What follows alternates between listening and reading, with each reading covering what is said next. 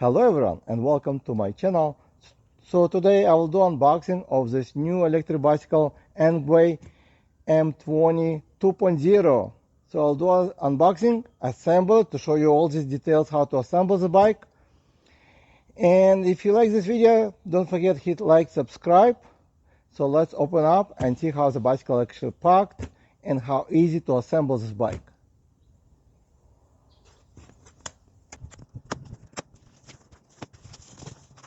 And here's a look from the top.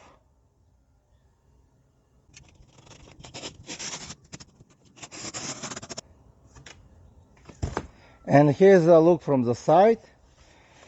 So looks like everything nicely packed. Okay, so let's see what's inside all these boxes. So it comes with a frame bag. I'm not sure if it's extra or if it's just a free gift, which is hard shell, very nice. So in this box you're gonna find dual headlight. Wow, never saw like this headlight before. Mostly on the budget bikes they don't come like this. So inside you're gonna find axle, okay, pedals, air pump, some bolts, extra brakes pads actually, and fuse, some cover for the nuts on the wheel, a lot of tools, some zip ties, and the charger, which is 3 amp charger. So let's see which one is this. Okay, here's a charger and the user manual.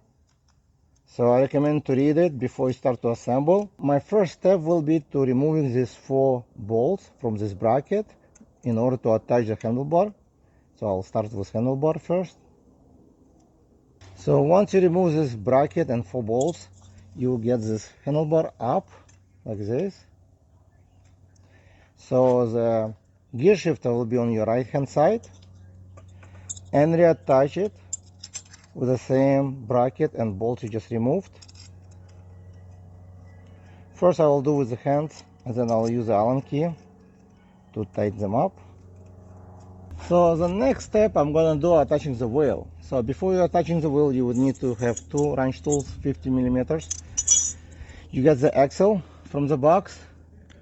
You would need to remove from one side, regardless which one, the nut and the washer, including the locking washer. So you remove everything like this and leave, and also you would remove one spacer. Okay, then you would get this wheel and you would insert it from one side. Doesn't matter which one actually. Okay, just like that. And you would have a space between washer on the left side. On the right side you will see the spacer, which will go inside the fork. The next step, you would remove this fork protector on the bottom, the one it came with, the black color. You would just step on it or just remove it and insert the wheel. So once you insert it like this, you start to push the axle from one side. Okay, so once you insert the axle, okay, then you would slide in this space inside and push the axle through completely. Okay, so once it's completely went through, you would take this locking washer with small piece on the side, cover this hole right here. Okay, then you take this washer on top of it and close this nut.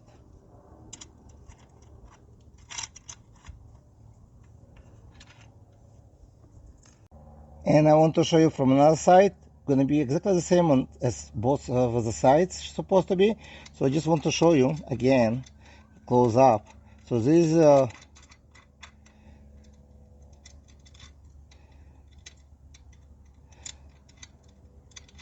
is a locking washer.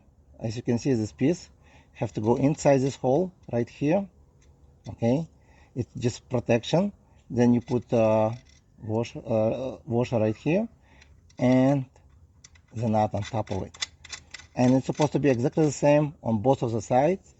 So you would tighten them up evenly on both of the sides with a wrench tool, which came with a bike like this.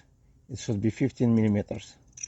The next step would be attaching the fender to the front fork. You would remove this bolt over here, and also on this side, and from another side you would just remove them and reattach this fenders like this, insert it, and here's how it will look once you attach the fender. Actually, it's very simple and looking good.